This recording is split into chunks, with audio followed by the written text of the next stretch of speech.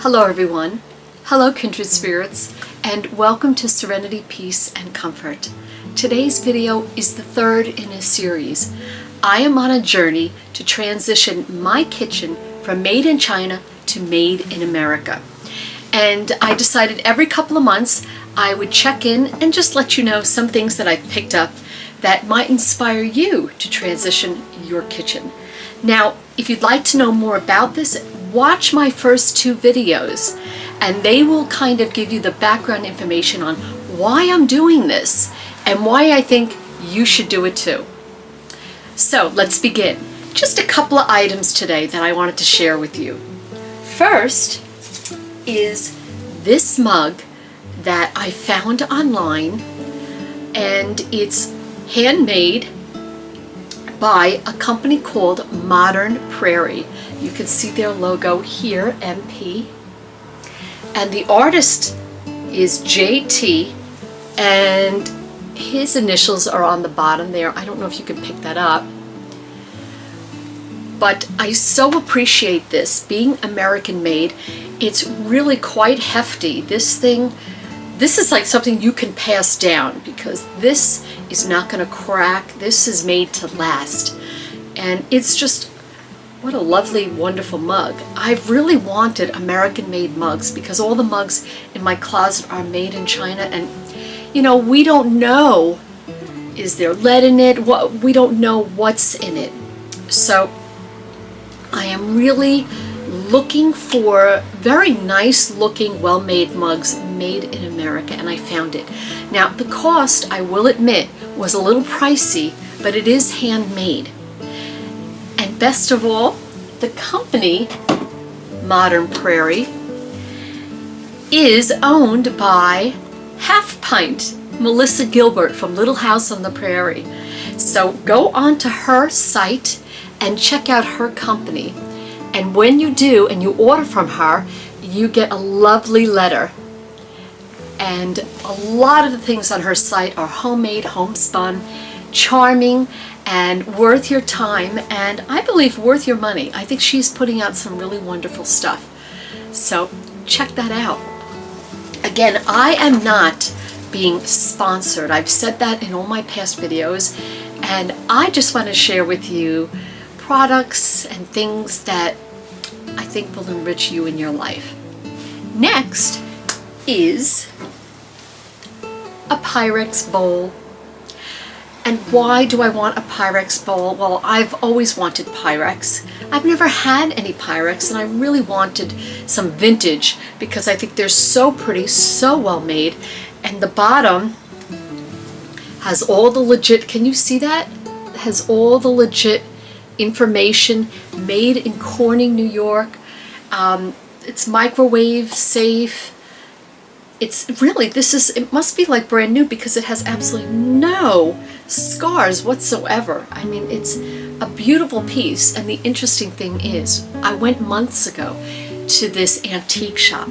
They had a whole wall full of Pyrex. So I was in heaven. And I figured as soon as my budget allows, I'm going to come back and make a big sweep, a big purchase. Well, I did come back. And that whole wall of Pyrex, gone. They had just a shelf with a few pieces. This is one of the few pieces that was available. So, you know what they say, when you see it, grab it. And I wish I had. I missed a great opportunity. But, so yeah, everyone's picking up Pyrex. So, isn't this wonderful, this little bowl? And I can throw out my made in China bowl, which I'm really thrilled about. Next, I'd like to share with you a gift from a very dear friend. This is a vintage chocolate pot. We believe made here in America, but we're not sure. So it is handmade, hand painted, but is it safe? Well, there's no markings on it that tell us where it comes from. So I have a solution. Online you can buy a product, lead test swabs. and I think it cost me about 15 bucks or so. And simply take out one of the swabs. We're going to get some water, okay, and put it in the water. And now we're going to swab the inside for about 30 seconds. Just rubbing it on, very simple. Okay. Now we're going to wait to see if there's any color change. The color we want is that orange you see on the bottom. The color we don't want is that color deep cranberry red. That's bad news. And here's the color. That means there's no lead, so this gift from my friend is safe and I can use it. So I'm very thrilled about that. I think this lead test is a very good thing to have if you enjoy collecting vintage china and all kinds of vintage items that we don't know if there's lead in them or not.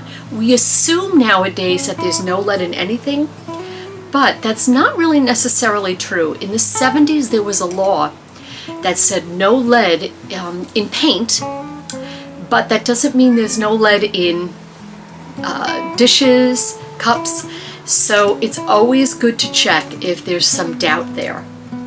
Well, that's basically what I wanted to share with you today. It's a quick video. Do check out my first and second videos on Made in America, and there's some wonderful ideas to inspire you for you to transition your kitchen.